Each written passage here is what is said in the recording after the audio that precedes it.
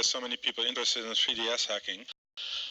Please be aware that on my right-hand side, so for the viewers on the left-hand side, there's plenty of space available, and we're getting a bit clogged on this side. So I think it's time for the defragmentation dance. Would please everybody stand up? Yes. And if you're on that side, if you happen to have an empty side on your left-hand side, move a bit to the left and do the inverse if you're on the right-hand side of the room. So we can all move to the center. Wonderful.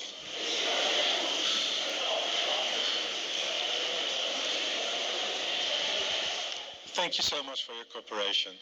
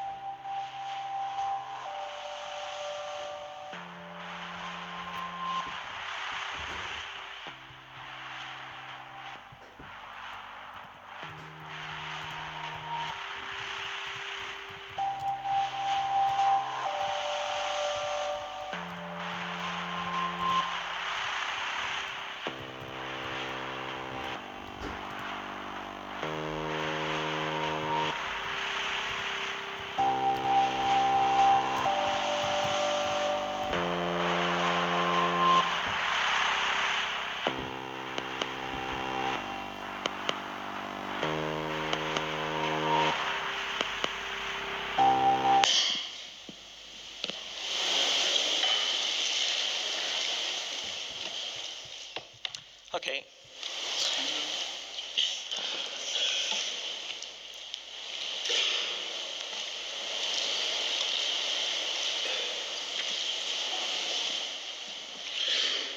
Good afternoon again, Dijkstra. The following talk is titled "It's Not Safe on the Streets, Especially for Your 3DS," and it's about exploring a new attack surface on the 3DS, and our speaker is MrNbaYoh. The floor is yours.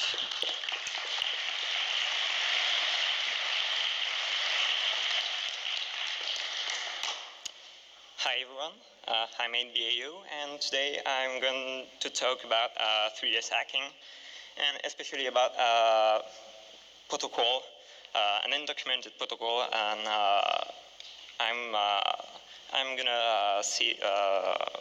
we're gonna see how I attacked the protocol and got remote code execution on the system. But before seeing how I did that, I would like to do a quick recap of the state of 3DS hacking in 2019, because there have been a lot of userland exploits, a lot of patched kernel flaws, and there's a lot of documentation online about the system. And during the last few years, people have been working on it and broke the hardware key scrambler, and they managed to dump the boot ROMs. And as a result, anyone who have the boot ROM can derive all the secret keys of the system. And as a bonus, they were able to find a permanent and unpatchable boot ROM exploit. So at that point, you might be wondering what's left to do on the system.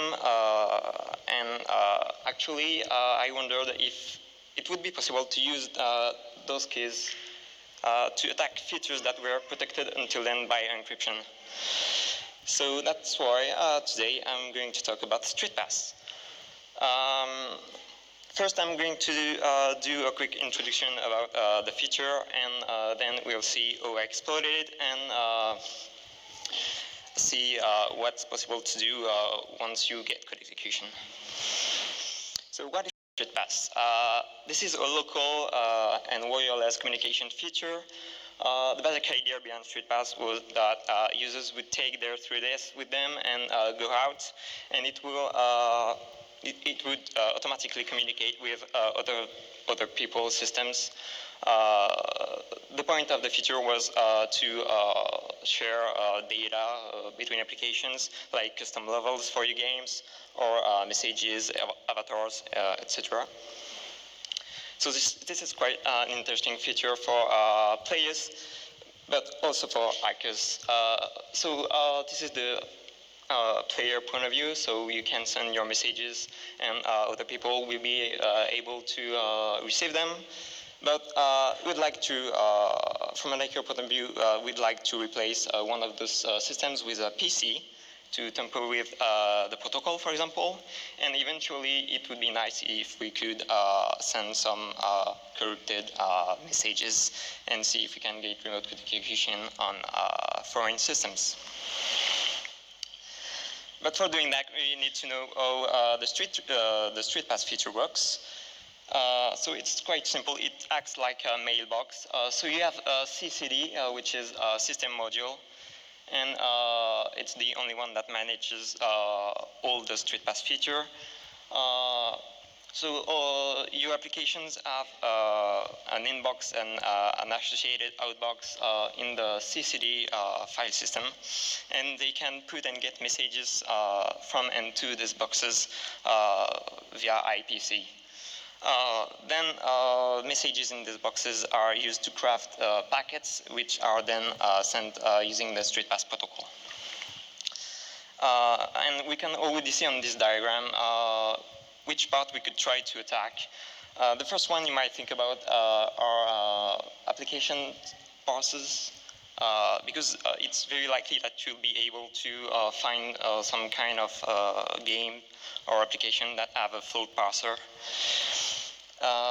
So we might take and get remote code execution in such an application.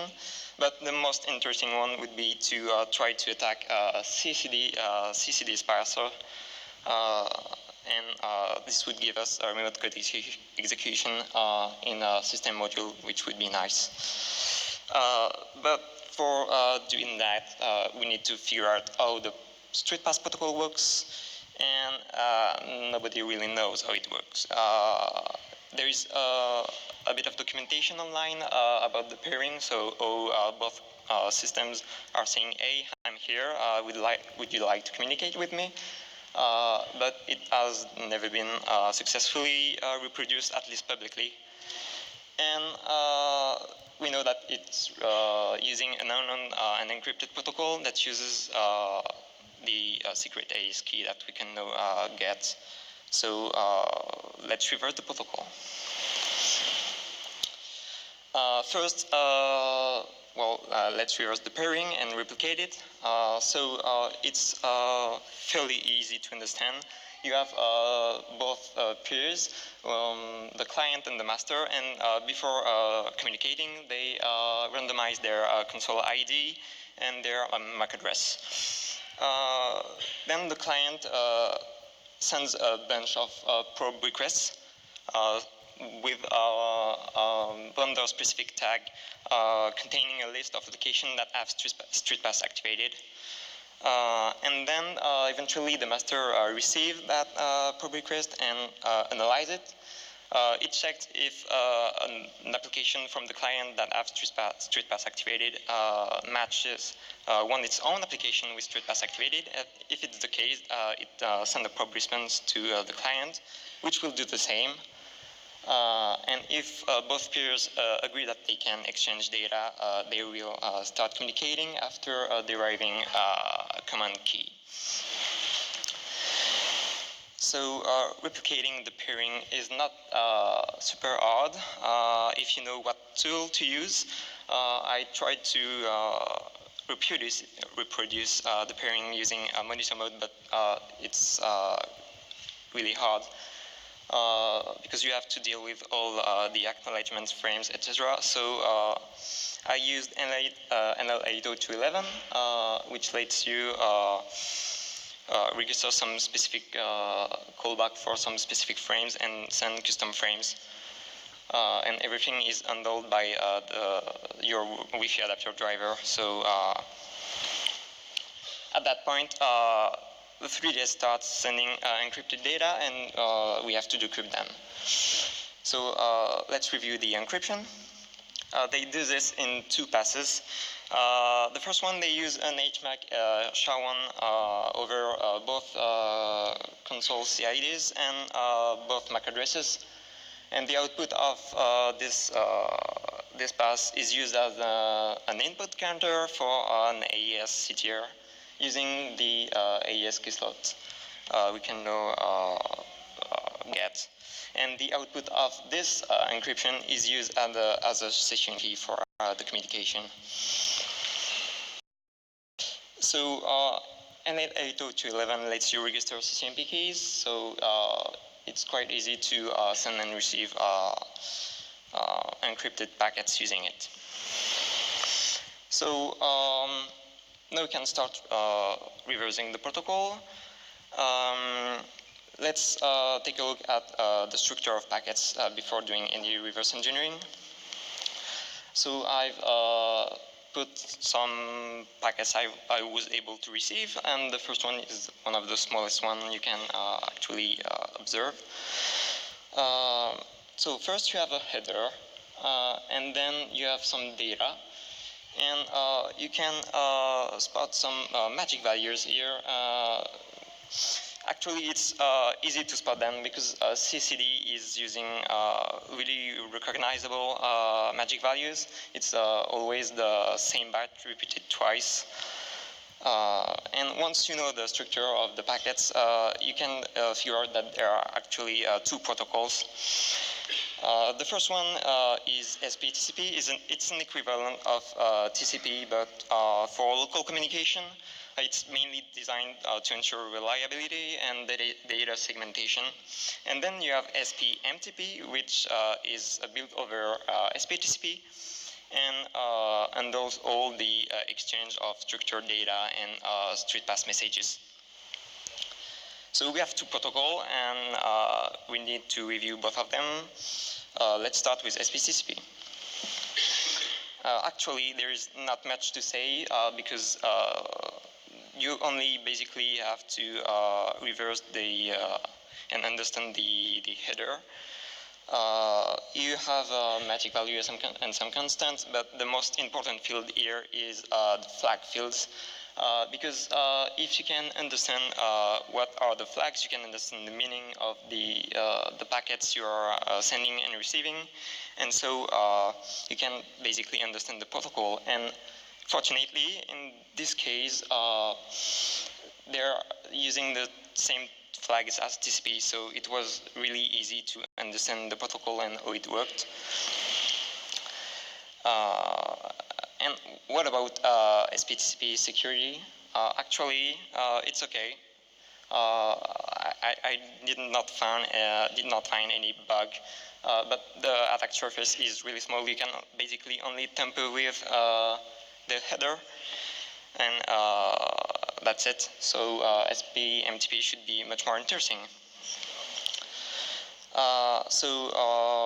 Let's take a look at the structure of SPMTP packets, because there are actually two different packet types.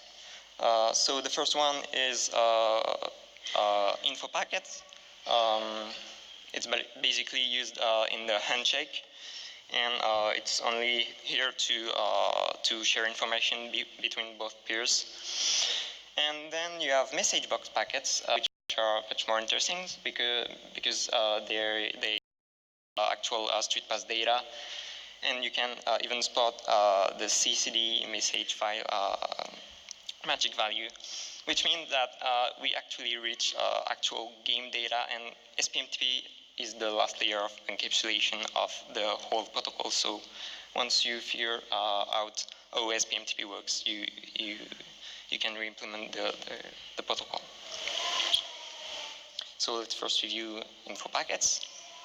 There's a bunch of things in here, many fixed size data, like friend codes, MAC addresses, etc. But it's not much interesting when you're looking for vulnerabilities. And there are variable size data, which are much more interesting. They are sending application lists, metadata lists, and it's much more interesting because when you parse them, you can fail your parser, and if there is some vulnerability here, we might exploit them to get remote execution.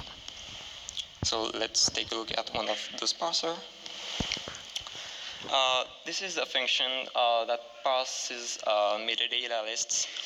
So let's focus on the for loop. They are actually copying a list of entries to the stack. The destination is on the stack. And they do not check the number of entries in the list. So this is clearly a buffer overflow, but is it exploitable? Let's illustrate this with a diagram. So this is a regular copy. So you have your packet buffer, and you have memcopy called on each entry, and everything is all right here. But if you had more entries, you have a bunch of entries copied on the stack that overwrite a bunch of things. But there's a problem here because the packet buffer is not large enough for us to reach the return address on the stack. So we are probably copying uncontrolled data. So I was like, it's too bad. We can't do anything. Let's check the buffer next to our packet buffer. Maybe there are some controlled data in there. And actually, yes, it's this buffer just next to the packet buffer is dedicated to a list that we sent just before. So actually, we can rewrite the return address. So how do we exploit it now? On the 3DS, you have the index bit, but there is no stack cookies or no ASLR, so it's pretty straightforward. You can just send a rogue chain, a small rogue chain, and then send another one in some kind of packet and stack pivot to it. And then you get remote execution in CCD. So this one was quite easy. Let's move on to message box packets. Message box packets are packets to send a list of StreetPass messages for some specific applications. They are actually stored in some temporary files for avoiding delays, and they are parsed once the communication is over. So they are parsed, so let's take a look at the parser. This is the function that actually loads a temp file into an associated structure on the stack. And oops, they do not check the number of messages in the box. So this is another buffer overflow. You are basically overflowing the message pointers array and the message sizes array. So let's illustrate this with another diagram. So you have on the right the temp file, and on the left the stack. And you see that you have the structure on the stack that we can see that there's the message pointers with pointer pointing to your temp file buffer, and you have the message sizes. And if you add another message in the temporary file, you overflow both arrays and start overwriting some data on the stack.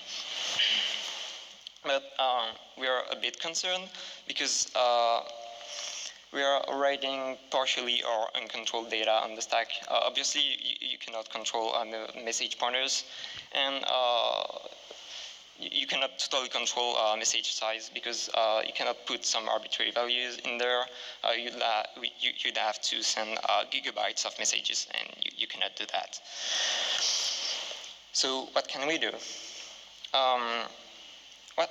What you can see here is that you can actually set the last message size to an arbitrary value, because they are checking if the current message being parsed is actually inside of the temporary file buffer, and if the current message pointer goes out of the buffer, they break the loop without returning an error. So what you can do is set the last message as 200 arbitrary value, and then the pointer will go out of the buffer, and you will write one 32-bit value on the stack. But we need to know what to overwrite. You cannot, unfortunately, directly overwrite, because that we are writing uncontrolled data, and reaching the return address would require you to the whole stack frame with uncontrolled and or partially uncontrolled data. So the only thing I was able to rewrite without crashing the system is this particular variable. It's a pointer to a critical section, and it's used for site synchronization and mutual exclusion. And it used after the temporary file has been passed, so maybe we can do something with it. Section called at the end of the loop iteration, and you can see that they're using the pointer to decrements of some kind of count. So it's basically the number of threads that are using the critical section. And we can override the log pointer. So by overriding it, we can decrement an arbitrary value in memory, but we need to find what to overwrite that would give us more control over the memory and control the executable. So I've been looking for something like this, and I found something interesting in the function that deinitialized the structure associated to temporary files. This is the function for the structure deinitialization, and you can spot this variable. They actually implemented some kind of allocation mode, and if it's equal to pointer mode, it will not try to free the pointers in the message pointers array. But if it's not pointer mode, they will free all of them. And in any case, but we can decrement. We can get some, and since we everything at the location pointed by message pointers, we can try to make it free some crafted and fake heap chunks. But there is another problem because they're actually revisiting the allocation mode each time a temporary box is passed. So we have to find a solution to this. And what you can do is try to make that function return early before the allocation mode is restored. But this implies making it return an invalid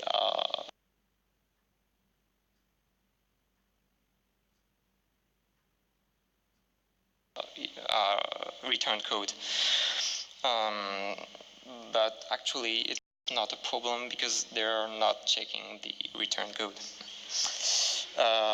So what can we do so far with this? So you can send a first temporary box. This will overwrite the log variable in the stack and decrement the allocation mode. Then you can send your invalid second temporary box, and the parser will return early, and the message pointers array will not be updated.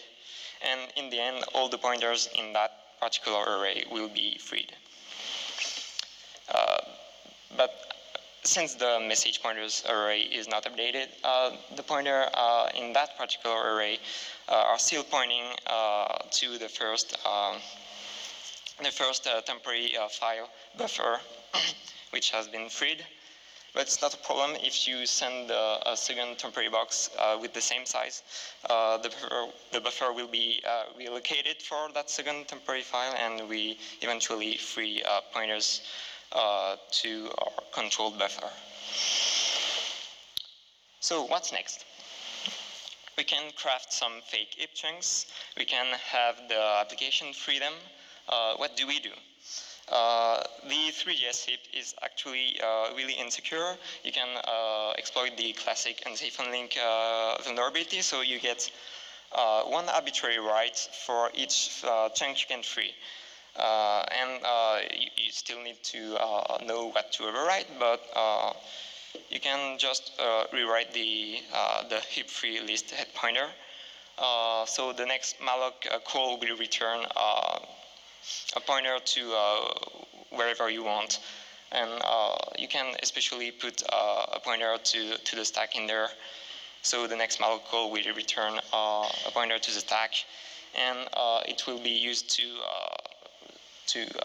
store your third temporary file. It's a bit hard to understand, so let's again illustrate this with a diagram. So first, you have your first temporary file loaded in memory, so on the right. It's paused, and the associated structure is written on stack, and it overwrites the log pointer to make it point to the alloc mode in memory. In the end, leave critical section is called, so you have your temporary buffer freed and your allocation mode decremented. Then your second temporary file is loaded in memory. The buffer used for the first file is relocated, and the pointers in the structure still point to controlled data, and especially or fake chunks. So your second temporary file is loaded and paused. Then all the chunks are freed, and the free list head is moved to point on the stack. And finally, you can see that your last temporary file is written on the stack, so we can overwrite the return address and put a rob chain in there. So this gives us a second remote code execution of vulnerability in CCD, and this one was quite trickier. So what's next? Another one. Again, there is another vulnerability in the message parser. It's actually an SDK function. Any application that uses StreetPass is vulnerable. Not only CCD, but all applications and games that use StreetPass are vulnerable to this one. But I'm not going to talk about it and explain everything. It's up to you to exploit it. So this gives us a third remote code execution in CCD, and you can get code execution in any application using StreetPass. And this also gives us a persistent backdoor in CCD, because CCD usually passes all the messages in and out boxes at startup, so you can trigger the vulnerability once the system boots. So we've got remote code execution in CCD. What can we do now? Actually, CCD does not have much privileges. It's only a user space application, so and it's pretty well sandboxed. You cannot access the internet, for example, or nor the SD card. If you want more privileges, and we want more privileges, you need to take over something else. And your best choice would be trying to take over the ARM 11 kernel, which is the kernel for the userland processor. This would give you total control over this processor.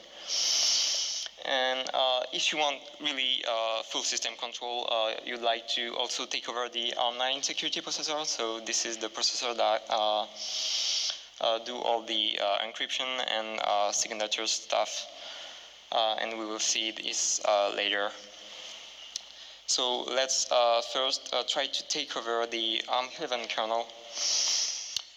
But first I need to talk about IPC, and especially what are called static buffers.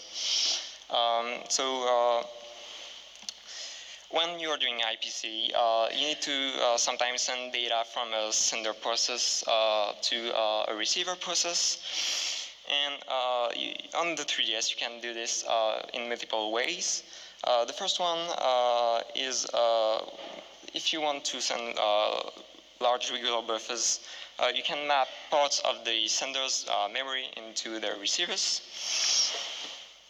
But you can also use what are called static buffers. If you want to send some small buffers, the receiver can register static buffers, and the ARM11 kernel will do the copy for you to that particular buffer. And sometimes you want you need some buffers to be sent to the ARM9 processor. So the ARM11 kernel need to write some pairs of physical addresses and size to the static buffers, because the ARM9 does not have a MMU, so it's only using physical addresses. And the copy of data is eventually done by process 9, which is the only process running on the ARM9 side. Let's talk about a vulnerability now. So it's called Lazy Pixie, and it has been found by TuxSH, so it's not me. How does the kernel handle the PXI buffers case? Because it seems a bit complicated. So first, they check the alignment of the destination static buffer. They check the size of the destination static buffer. That checks the permissions for the source buffers. Then they do cache operations. They copy metadata, so the physical address and the size of the static buffer to the destination, and then the copy is done by the ARM9 side. But I think there's something missing here, because they do not check the permissions for the destination buffer. So what you can do is use an arbitrary address as a destination, and so you can just overwrite the MMU table and make your kernel read, write, and execute, which is obviously enough to take it over. At that point, the ARM11 kernel has fallen, and we have the full control of that processor. But we would like a bit more privileges, because why not? We want the full system control. Let's take the road to full system control and see why taking over CCD was one of the best ideas ever. I'm going to talk about SafeAx. Maybe some of you know what SafeAx is, because it's a really old vulnerability. It's actually a race condition in the firmware header passing. You can take over the inside, control the kernel. It has fixed in the system version 9.5 for the regular native, and remain unfixed in the safe mode firmware, which is basically the recovery firmware if went wrong for your console. So people have been exploiting it both on the native firmware and the safe mode firmware, and it has been mitigated in version 11.3 and 11.4. So it does not work anymore, but it has only been mitigated and not patched. So let's take a look at mitigation. Who do they prevent us to that vulnerability? So this so-called mitigation is Boolean flag that has been headed on the harm side, and when it's set to 1, the system just panics when you try to launch the safe mode firmware. So this flag is actually set to 1 whenever you try to launch an application. So this was the usual way to exploit it. You were launching the Homebrew menus through an application, and then exploiting the ARM11 kernel, and then running safex. So they set the flag to 1 whenever you try to launch a specific application, except some of them, because your recovery firmware needs some applications to run. So this is there is an exception for the home menu and the system modules. And guess what? We are exploiting CCD, which is a system module, and we are getting remote code execution in CCD. So the flag is never set to 1 when we are getting code executed under CCD. So with an ARM11 kernel exploit, you can easily replicate the initial safex exploit. So in the end, you get a full control remote code execution without any user interaction, since it's StreetPass and it's doing all this thing in background, and on any firmware version. At the time this was developed, because Nintendo patched it with firmware version 11.12. So I guess it's time for a little demo. I'm not going to live because I don't want to send exploits in the air. So I have a little video. I'm running my exploit on my laptop. You can see the LED is turned on to see that the exploit is running CCD, and then you launch your exploit, and you can launch the installer for the boot from exploit, for example.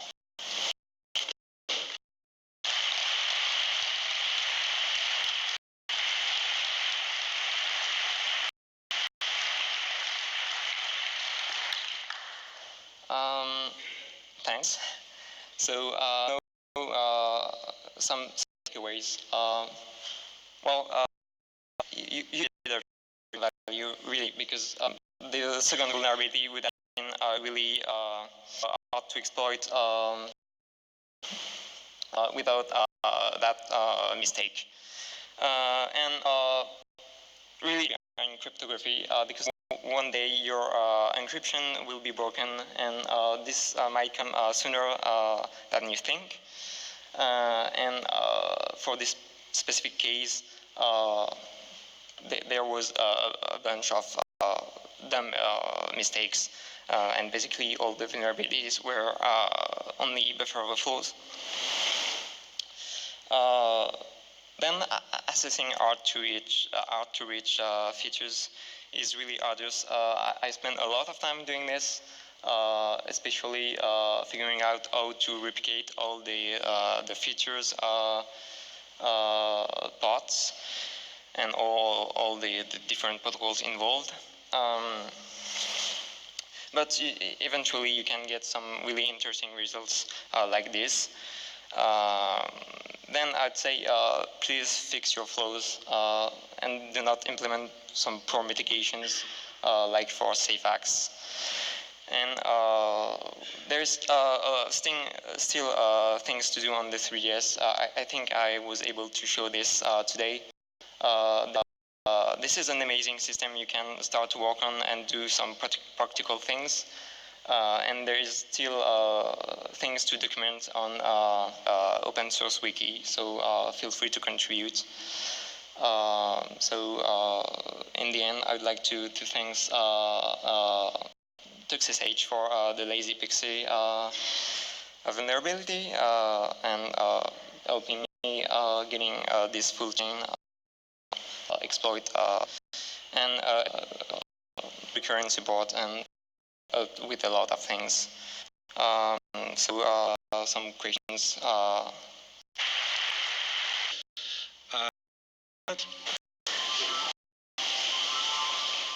To ask a question.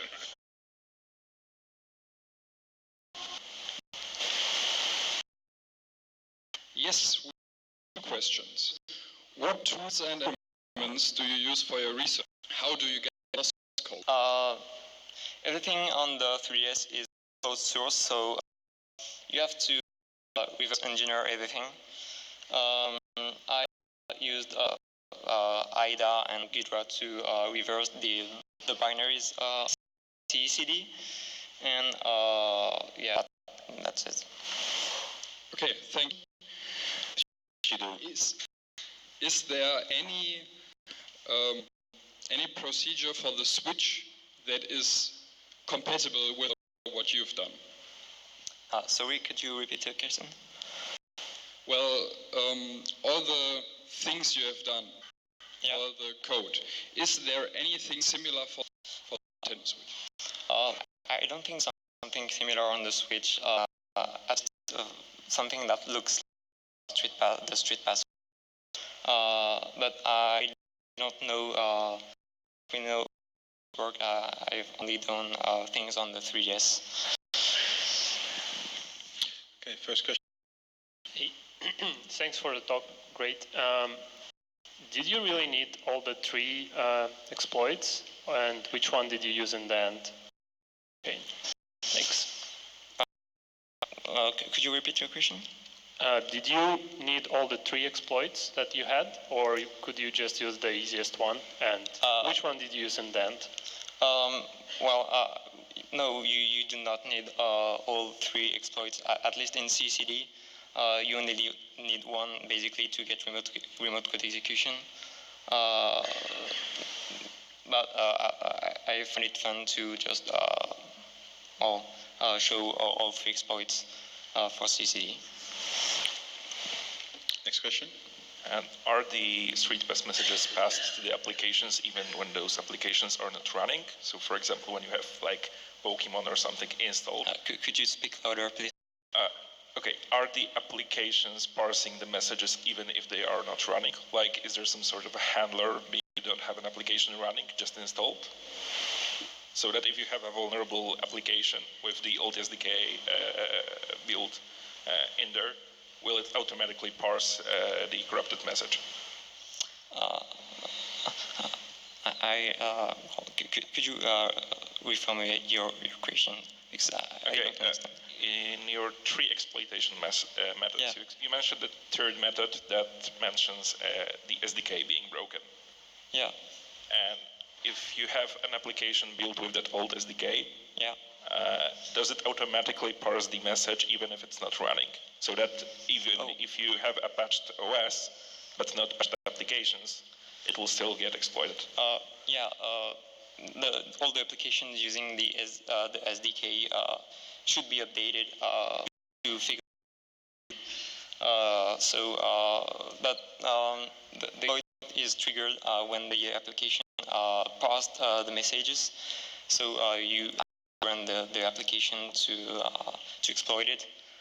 CCD has been patched, so there is no more remote code execution in CCD, nor permanent backdoor in CCD that automatically runs once the system is started.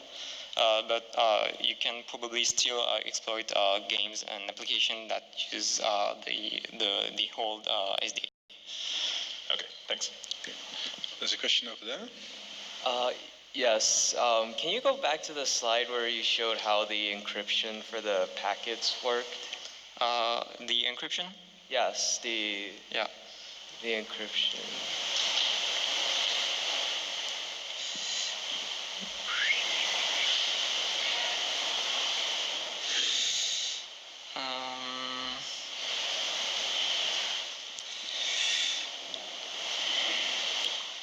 Right, yeah, that one.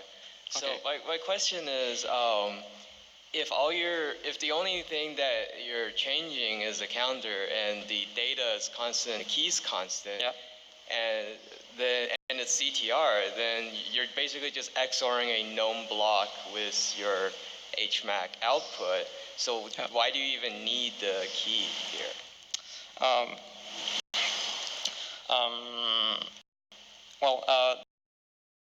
Change every time you start a new StreetPass communication, because the CIDs are randomized, and the MAC addresses are also randomized before starting a new communication. Right, but I guess what I'm asking is, why do you need key slot 2E?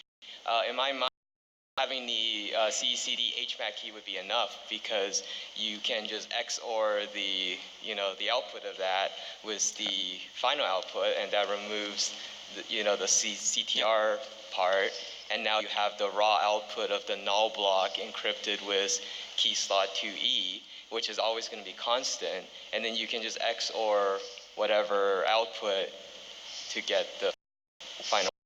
Right? I'm not super familiar with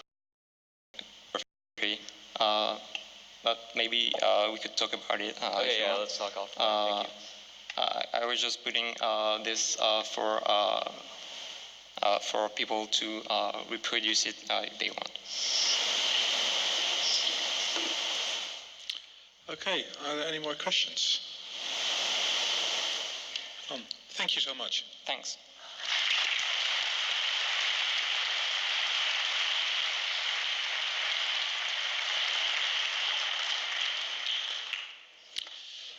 The program will continue here in Dijks at 1610 with a German talk. Was hat die PSD2 je voor ons gedaan? When you leave, take your belongings, take your reviews, take your neighbor's reviews, or your neighbor's reviews.